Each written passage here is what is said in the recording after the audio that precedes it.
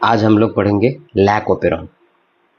सबसे पहले तो ये जान लें कि ये लैक ओपेरॉन इंड्यूसिबल सिस्टम का एग्जाम्पल है। इंड्यूसिबल सिस्टम मतलब अभिप्रेरणीय तंत्र। अभिप्रेरणीय तंत्र का उदाहरण है लैक ओपेरॉन। इस ओपेरॉन में लैक्टोज के पाचन के लिए 3 एंजाइम की आवश्यकता होती है जो एक साथ संश्लेषित होते हैं अर्थात बनते हैं। एक साथ बनते हैं जो एक साथ संश्लेषित होते हैं अर्थात बनते हैं। संश्लेषण की इस इकाई को लैक ओपेरॉन कहते हैं। संश्लेषण की इस इकाई को लैक ओपेरॉन कहते हैं अर्थात लैक्टोज के पाचन के लिए जिन 3 एंजाइमों का निर्माण होता है इस इकाई को हम लोग लैक ओपेरॉन कहते हैं। लैक ओपेरॉन जीन पाए जाते हैं। पहला regulatory gene, promoter gene, operator gene. इसके बाद लैक जेड, लैक वाई और लैक ए, ये तीनों क्या है? स्ट्रक्चरल जीन है। स्ट्रक्चरल जीन है, संरचनात्मक जीन है। संरचनात्मक जीन कौन कौन से? लैक जेड, लैक वाई और लैक ए। आइए स्टार्ट करते हैं हम लोग पहले जीन से, that is regulatory gene. Regulatory gene से ऐसे प्रोटीन संश्लेषित होते हैं जो एक्टिव रिप्रेसर या इनएक्टिव रिप्रेसर का निर्माण करता है। अगर लैक ओपेरॉन की बात करें तो लैक ओपेरॉन में डायरेक्ट एक्टिव रिप्रेसर का निर्माण होता है। डायरेक्ट एक्टिव रिप्रेसर का निर्माण होता है, एक्टिव रिप्रेसर ही बनता है। इस जीन को इनहिबिटरी जीन या निरोध जीन भी कहते हैं क्योंकि यह प्रोसेस को रेगुलेट करता है अर्थात चलाता है, तो इसे हम लोग इनहिबिटरी या फिर निरोध जीन, ये बंद कर सकता है इस प्रोसेस को। इसी जीन रेगुलेटरी जीन के द्वारा ही यह प्रोसेस या ओपेरॉन बंद हो सकता है या इसी के द्वारा स्टार्ट हो सकता है, इसीलिए हम लोग इसको क्या कहते हैं? इनहिबिटरी जीन कहते हैं। एक्टिव रिप्रेसर प्रोटीन को 2 रूपों में काम करते हैं अर्थात एक्टिव रिप्रेसर प्रोटीन 2 रूपों में कार्य करते हैं। 2 रूपों में कार्य करते हैं। पहला है इंड्यूसर से जुड़कर यह ऑपरेटर जीन से बंधता नहीं है या बंधन नहीं करता है। मतलब कि जो इंड्यूसर है इस लैक ओपेरॉन में लैक्टोज इंड्यूसर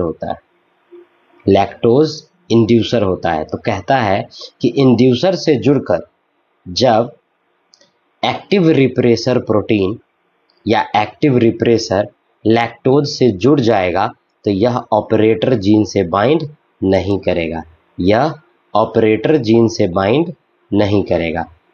कहने का मतलब है कि एक्टिव रिप्रेसर प्रोटीन जो रेगुलेटरी जीन के द्वारा बनेगा, यह एक्टिव रिप्रेसर प्रोटीन यदि इंड्यूसर से जुड़ जाता है अर्थात लैक्टोज से जुड़ जाता है तो ऑपरेटर जीन से बाइंड नहीं करेगा।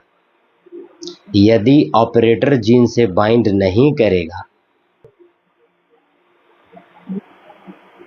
प्रमोटर जीन पर उपस्थित आरएनए पॉलीमरेज एंजाइम आगे बढ़ेगा और संरचनात्मक जीनों का ट्रांसक्रिप्शन करेगा। दूसरा, इंड्यूसर की अनुपस्थिति में, अब इंड्यूसर नहीं है अर्थात लैक्टोज नहीं है। लैक्टोज की अनुपस्थिति में ऑपरेटर से बाइंड करता है अर्थात जो एक्टिव रिप्रेसर प्रोटीन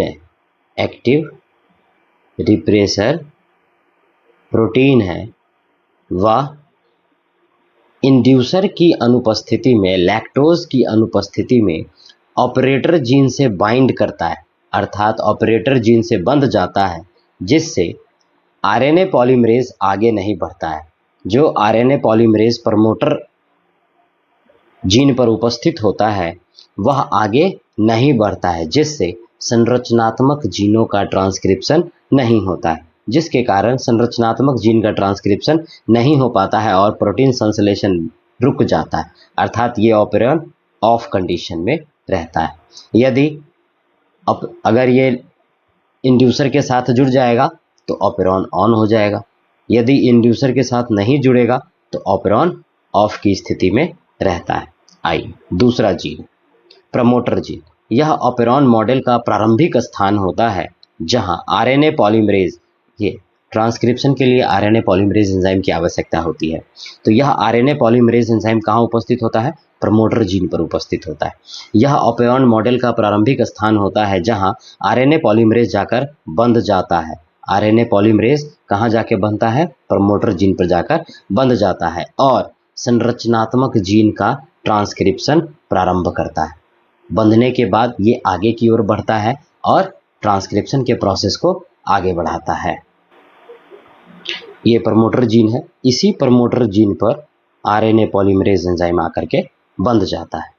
ये आरएनए पॉलीमरेज एंजाइम है। यदि ऑपरेटर जीन पर एक्टिव रिप्रेसर आता है तो ऑपरेटर जीन से ये बंध जाएगा और बंधने के कारण क्या होगा कि ये आरएनए पॉलीमरेज एंजाइम आगे नहीं बढ़ पाएगा। आगे नहीं बढ़ेगा तो संरचनात्मक जीनों का ट्रांसक्रिप्शन नहीं हो पाएगा। यदि एक्टिव रिप्रेसर प्रोटीन लैक्टोज से जुड़कर इनएक्टिव हो जाता है तो यह ऑपरेटर जीन से बाइंड नहीं करेगा। अब बाइंड नहीं करेगा तो ये आसानी से आगे की ओर बढ़ेगा, अर्थात संरचनात्मक जीनों का ट्रांसक्रिप्शन होगा। लैक जेड, लैक वाई और लैक ए तीनों का ट्रांसक्रिप्शन होगा। तीसरा है ऑपरेटर जीन। यह प्रमोटर जीन और संरचनात्मक जीन के बीच में स्थित होता है। जैसा कि हम लोग जानते हैं कि इस तरह का रहता है ऑपरेरॉन मॉडल में जीन, पहला रेगुलेटरी, उसके बाद प्रमोटर, ये हो जाता है रेगुलेटरी जीन, ये हो जाता है प्रमोटर जीन, उसके बाद होता है ऑपरेटर जीन, इसके बाद इधर होता है संरचनात्मक, जैसे लैक जेड, लैक वाई और लैक ए, तीन संरचनात्मक पीछे भी हम लोग इस डायग्राम को देखें। इससे एक्टिव रिप्रेसर प्रोटीन, यहाँ ध्यान दीजिएगा, एक्टिव रिप्रेसर प्रोटीन जुड़कर प्रोटीन के संश्लेषण को नियंत्रित करता है, अर्थात जब एक्टिव रिप्रेसर प्रोटीन होगा तो यह ऑपरेटर जीन से जाकर के बंध जाएगा और प्रोटीन संश्लेषण की क्रिया को होने नहीं देगा, अर्थात संरचनात्मक जीनों का ट्रांसक्रिप्शन नहीं होने देगा। ऑपरेटर जीन तथा अन्य संबंधित जीन को सम्मिलित रूप से ऑपरेरॉन कहते हैं। कहा गया कि operator gene, promoter gene, regulatory gene और स्ट्रक्चरल जीन, यह चारों मिल जाते हैं तो उसको हम लोग क्या कहते हैं? ऑपरेरॉन कहते हैं। सबसे अंतिम है संरचनात्मक जीन, सबसे अंतिम और सबसे इंपॉर्टेंट। संरचनात्मक जीन सीधे तौर पर प्रोटीन संश्लेषण से जुड़े होते हैं तथा कोशिकाओं के संरचनात्मक कार्य के लिए आवश्यक होते हैं। शरीर के कोशिका में किसी भी प्रकार की आवश्यकता है, किसी भी प्रकार के एंजाइम की, प्रोटीन की आवश्यकता है तो संरचनात्मक जीन ही कार्य करेगा, अर्थात यही ट्रांसक्रिप्शन करेगा और इसी एमआरएनए में ट्रांसलेशन के द्वारा प्रोटीन या एंजाइम का निर्माण होगा।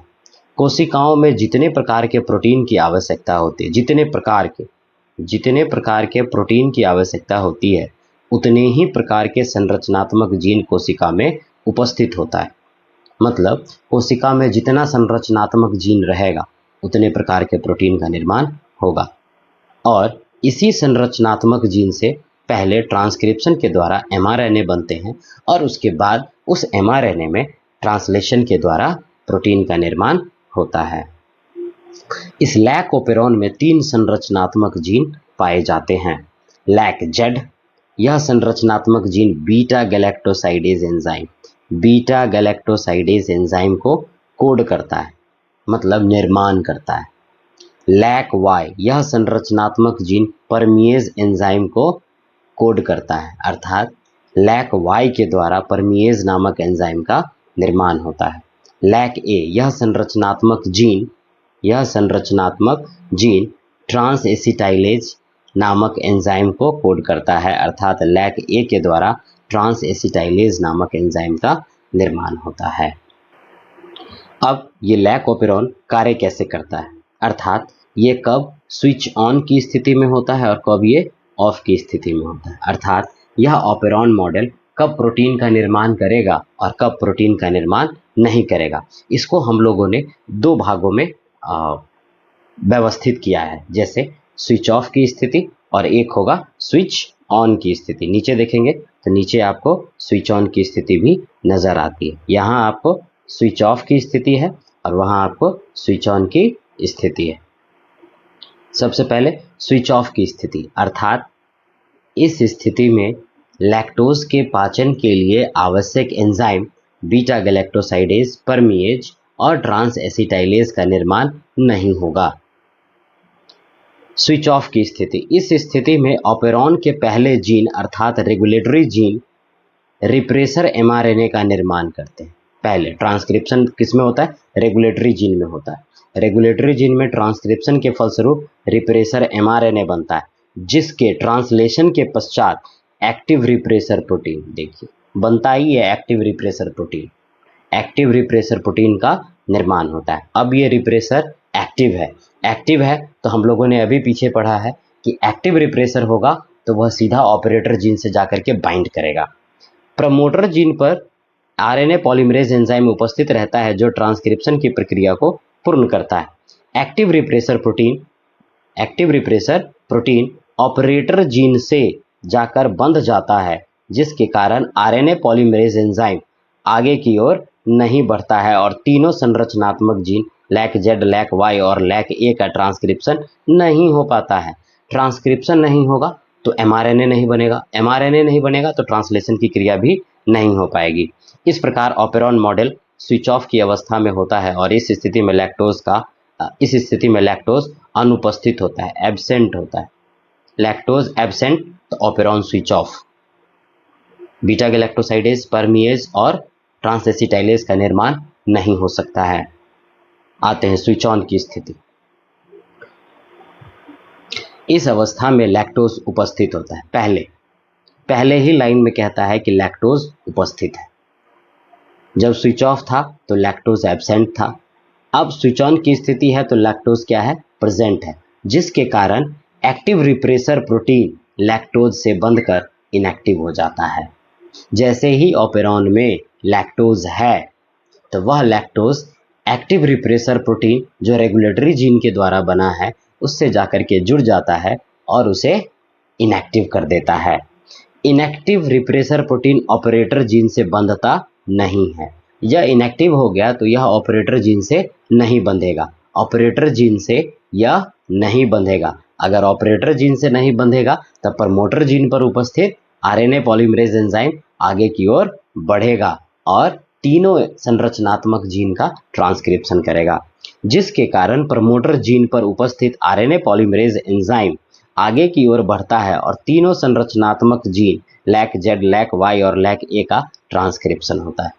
और जैसे ही ट्रांसक्रिप्शन होगा तो इस ट्रांसक्रिप्शन के फलस्वरूप पॉलीसिस्ट्रोनिक एमआरएनए का निर्माण होता है।